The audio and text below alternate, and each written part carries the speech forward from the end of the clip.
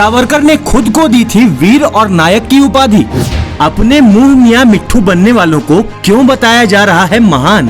माफीनामे लिखे, अंग्रेजों के वफादार रहने का वादा किया। आखिर कौन है ये कथित वीर? जानिए इस वीडियो में। दोस्तों, अक्सर आपने एक विशेष पार्टी या विचारधारा के लोगों को एक नाम लेते जरूर सुना होगा। वो नाम है कथित वीर यानी विनायक दामोदर सावरकर का। और इनका नाम लेकर गुणगान करने वाले लोग कौन हैं, ये भी बताना जरूरी है क्या? आजकल फिर से सावरकर पर घमासान मचा हुआ है। कारण है कांग्रेस सांसद राहुल गांधी का ये बयान। ये देखा आपने, ये सावरकर जी की चिट्ठी है जिसमें उन्होंने अंग्रेजों को लिखा है, सर मैं आपका नौकर रहना चाहता हूं। ये मैंने नहीं लिखा, ये सावरकर जी ने लिखा है। तो मैं तो इसमें बहुत क्लियर हूं, सावरकर जी ने अंग्रेजों की मदद की।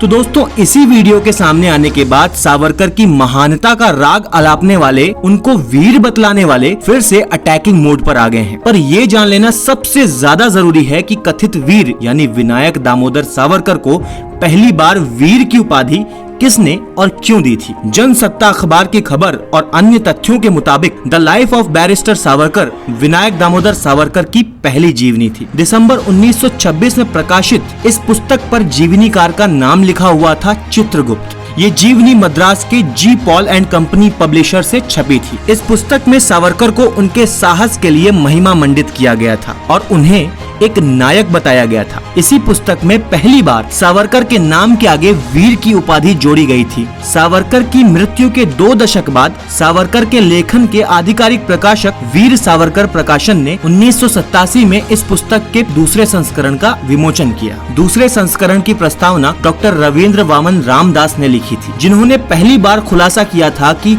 सावरकर की जीवनी का पहला संस्करण लिखने वाला लेखक चित्रगुप्त कोई और नहीं बल्कि सावरकर ही हैं। ऐसे में इस प्रस्तावना से साबित होता है कि सावरकर ने अपनी पहली जीवनी खुद ही लिखी थी और उन्होंने ही अपना महिमा मंडन करते हुए लिखा था, सावरकर एक जन्मजात नायक हैं। वे उन लोगों से घृणा करते थे जिन्होंने परिणामों के डर से कर्तव्य से किनारा कर लिया। दोस्तों, मजे की बात तो ये है कि एक व्यक्ति या कथित क्रांतिकारी अपनी जीवनी में खुद को जन्मजात नायक और वीर बतलाता है और फिर परिणामों के डर से क्रांति का मार्ग छोड़कर सांप्रदायिक मार्ग अपना लेता है। और इन्हीं व्यक्तित्व के विचारों और जीवन में कितना विरोधाभास है, जरा सोचिए। दोस्तों, ऐसा भी नहीं है कि सावरकर ने देश के क्रांति के प्रयासों में कोई भी योगदान नहीं दिया। युवा अवस्था में सावरकर अंग्रेजों के खिलाफ सशस्त्र क्रांति चाहते थे। उन्होंने लंदन में रहते हुए किताब लिखकर 1857 के कथित सैनिक विद्रोह को भारत का पहला स्वतंत्रता संग्राम घोषित किया था। इटली के क्रांतिकारी मैजिन से प्रभावित होकर सावरकर ने उनकी जीवनी का मराठी में अनुवाद भी किया था। सावरकर को अंग्रेज अफसर